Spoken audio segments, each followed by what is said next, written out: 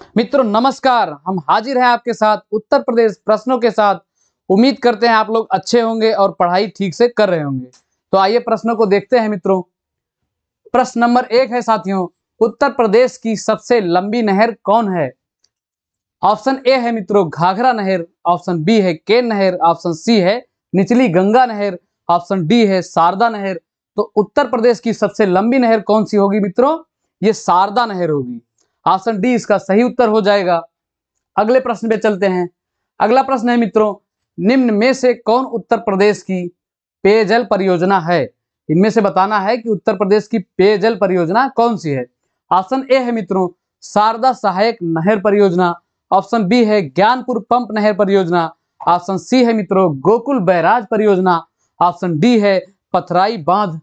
तो उत्तर प्रदेश की पेयजल परियोजना कौन सी है मित्रों? ये है गोकुल बैराज परियोजना। ऑप्शन सी इसका सही उत्तर हो जाएगा साथियों। अगले प्रश्न पे चलते हैं। अगला प्रश्न है मित्रों, केंद्र द्वारा किस नदी को राष्ट्रीय नदी का दर्जा दिया गया? केंद्र द्वारा किस नदी को राष्ट्रीय नदी का दर्जा दिया गया?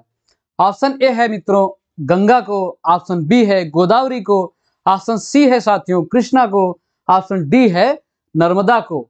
तो किस नदी को राष्ट्रीय नदी का दर्जा दिया गया? ये गंगा नदी को दिया गया मित्रों। ऑप्शन ए इसका सही उत्तर हो जाएगा। और कब दिया गया? 2008 में दिया गया। और गंगा का राष्ट्रीय जलीय जीव किसे घोषित किया गया? गंगा डॉल्फिन। और डॉल्फिन डे कब मनाते हैं? 5 अक्टूबर को। ठीक, सारी जानकारी एक साथ लिंक करके याद रखा करिए। चलिए अगले प्रश्न पे चलते हैं। अगला प्रश्न है मित्रों, हथनी कुंड परियोजना किस नदी पर स्थित है? हथनी कुंड परियोजना किस नदी पर स्थित है? ऑप्शन ए है साथियों गंगा, ऑप्शन बी है सरयू, ऑप्शन सी है यमुना, ऑप्शन डी है रामगंगा। तो हथनी कुंड परियोजना कहां पर स्थित है मित्रों? ये यमुना नदी पर स्थित है। ऑप्शन सी इसका सही उत्तर हो जाएगा साथियों। अगले प्रश्न पे चलते हैं। अगला प्रश्न है मित्रों, माता टीला परियोजना है, माता टीला परियोजना किस नदी पर ही स्थित है या अवस्थित है? ऑप्शन ए है बेतवा पर, ऑप्शन बी है मित्रों गोदावरी पर, ऑप्शन सी है कृष्णा पर, ऑप्शन डी है पेरियार पर। तो माता टीला परियोजना किस नदी पे है मित्रों? ये बेतवा नदी पर है। ऑप्शन ए इसका सही उत्तर हो जाएगा।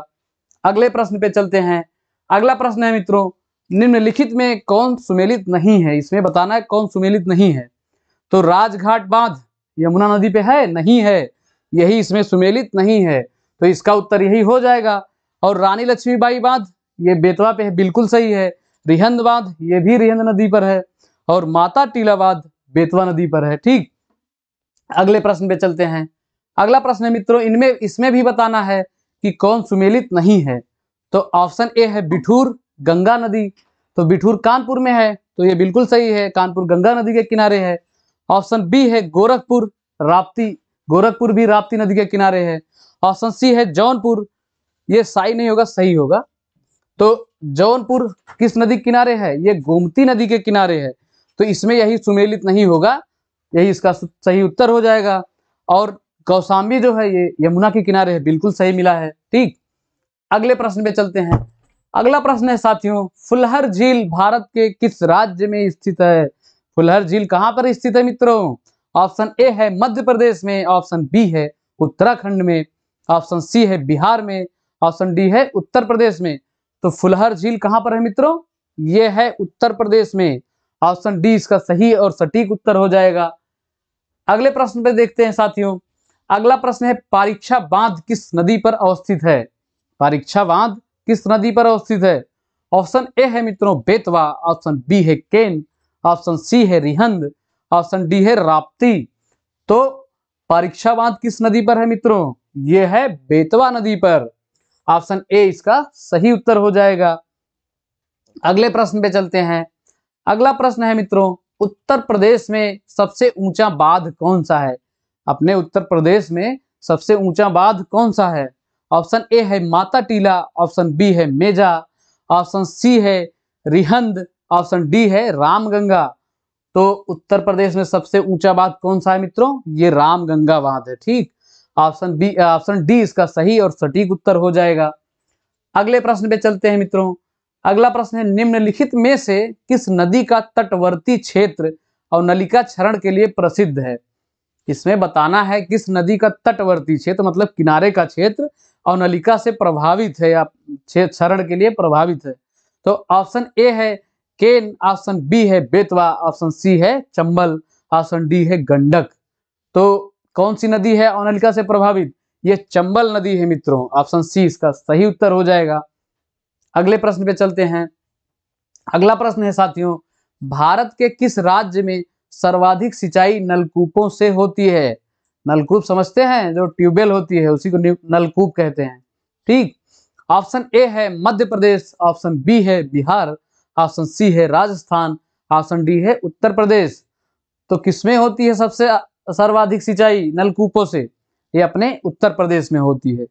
ऑप्शन डी इसका सही उत्तर हो जाएगा मित्रों। अगले प्रश्न पे चलते हैं। अगला प्रश्न है साथियों, गोविंद बल्लभ पंत सागर अवस्थित है?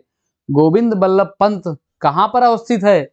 ये ऑप्शन ए है उत्तर प्रदेश, ऑप्शन बी है छत्तीसगढ़, ऑप्शन सी है झारखंड, ऑप्शन डी है उत्तराखंड। तो गोविंद बल्लभ पंत सागर कहां पर अवस्थित है मित्रों? ये है उत्तर प्रदेश में। ऑप्शन ए इसका सही उत्तर हो जाएगा। अगले प्रश्न पे चलते हैं। अगला प्रश्न है साथियों, निम्नलिखित में से कौन सी नदी यमुना की सहायक नदी नहीं है? यमुना की इनमें से बताना है कौन सी सहायक नदी नहीं है। तो ऑप्शन ए है मित्रों केन, ऑप्शन बी है बेतवा, ऑप्शन सी है चंबल। तो यही तीनों हैं इसकी सहायक नदियां। ये कल्याणी जो दी गई है ये इसकी सहायक नदी नहीं होगी। तो इस प्रश्न का उत्तर कौन सा हो जाएगा? Option D. ठीक, अगले प्रश्न पे चलते हैं। अगला प्रश्न है मित्रों, अर्जुन बांध नहर से लाभान्वित जिला। अर्जुन बांध नहर से लाभान्वित कौन सा जिला है? देखते हैं आइए। ऑप्शन ए है एटा, ऑप्शन बी है इटावा, ऑप्शन सी है गोरखपुर, ऑप्शन डी है हमीरपुर। तो अर्जुन बांध नहर से कौन सा जिला लाभान्वित होता है? ये होता है हमीरपुर। ऑप्शन डी इसका सही और सटीक उत्तर हो जाएगा। तो मित्रों प्रश्न खत्म हुए। चैनल को सब्सक्राइब करिएगा, वीडियो को लाइक करिएगा और अपने दोस्तों के साथ शेयर भी करिएगा। ठीक, और अगर किसी क्वेश्चन में आपको कोई क्वेरी रहे या कोई डाउट रहे तो आप जरूर कमेंट किया करिए। ठीक, तो साथ बनाए रखने के लिए बहुत बहुत धन्यवाद। जय हिंद, जय भारत।